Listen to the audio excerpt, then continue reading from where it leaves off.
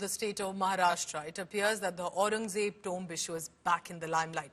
Descendants of Maratha King Chhatrapati Shivaji Maharaj sought earlier the removal of Aurangzeb's tomb, which is located in now Chhatrapati Sambhaji Nagar district, earlier erstwhile Aurangabad district. Now that statement has got a support from Chief Minister of the state, Devendra Fadnavis. Fadnavis has said the tomb should be removed, it must be deemed illegal. He's also mentioned that the archaeological survey is presently protecting the monument, but that protection came under the Congress rule. The Congress, on the other hand, rejecting these claims, saying that it's unfair to blame the Congress party for everything.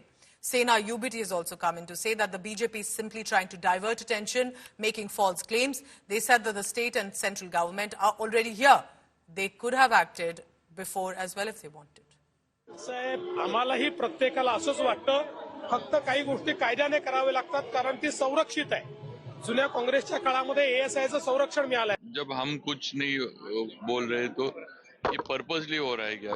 Chhatrapati का इतिहास जो है वो कम करने की या उसका importance जो है वो ये करने की क्या बोलते हैं साजिश कोशिश है या तो फिर ये एक स्वाभाविक भावना है कि अगर ऐसा होगा तो औरंगजेब की भी कब्र जो है वो महाराष्ट्र में नहीं रहनी चाहिए. तो इसमें कुछ ये नहीं है, गलत बात नहीं है कुछ.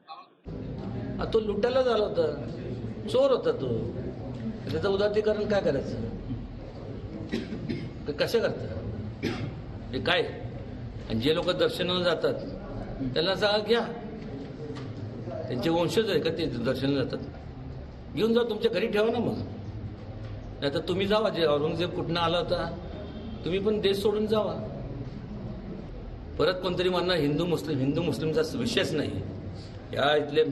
अहो तुम्ही जर शिवाजी महाराजांचं संपूर्ण जर बघितलं, खोदून टाकाय नसतं काय, किती लागतं? एक जेसीबी मारला खापकीने गेलं की गेलं, त्या टाकून पडत. खबर को छुपाने के लिए कब्र की बात हो रही है. आप ही के हाथों में प्रशासन है, निकालिए, लेकिन वहां रखिए एक बोर्ड कि यहाँ जो जो महाराष्ट्र पे चल के आया उसे ऐसे ही दफनाया जाएगा. फिर वो औरंगजेब हो, सोलापुरकर हो, कोरटकर हो या जो भी इस महाराष्ट्र के विरोध में काम करेगा. वो कोई गलत मांग नहीं है. मेरा कहना ऐसा है, ये जो मांग है उसके बारे में सरकार ने सोचना चाहिए कि जिस औरंगजेब ने छत्रपति शिवाजी महाराज जैसे हमारे राजा को तकलीफ दिया, उसके बाद संभाजी महाराज छत्रपति उनका क्या हाल किया वो हमने देखा है. उसके बारे में हिंदुओं की और मराठी लोगों की भावना वैसी है, उसलिए हटाना चाहिए.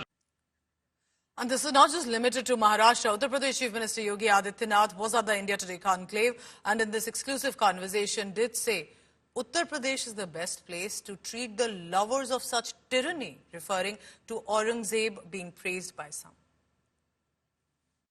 अगर कोई औरंगजेब को अपना नायक और आदर्श मानता है तो मैं मानता हूं कि वह एक कोई मानसिक विकृति का शिकार है.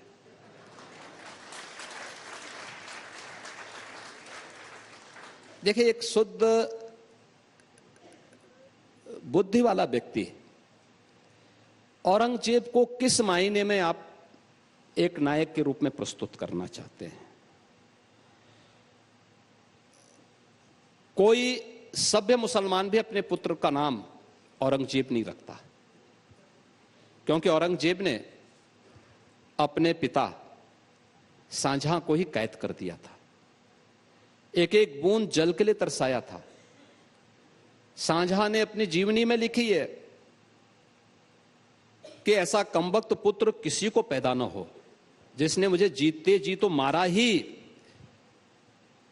कम से कम तुमसे अच्छा तो वह हिंदू है जो अपने बूढ़े माँ बाप की सेवा तो करता है और मरने के बाद श्राद्ध कर्म के माध्यम से उन्हें जल तर्पण, श्राद्ध आदि के माध्यम से तर्पण भी देता है.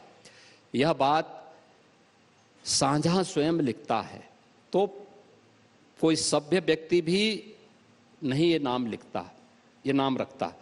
और दूसरा, भारत की दृष्टि से, भारत की आस्था की दृष्टि से देखेंगे तो काशी में काशी विश्वनाथ का जो मंदिर ज्ञानवापी के नाम पे था,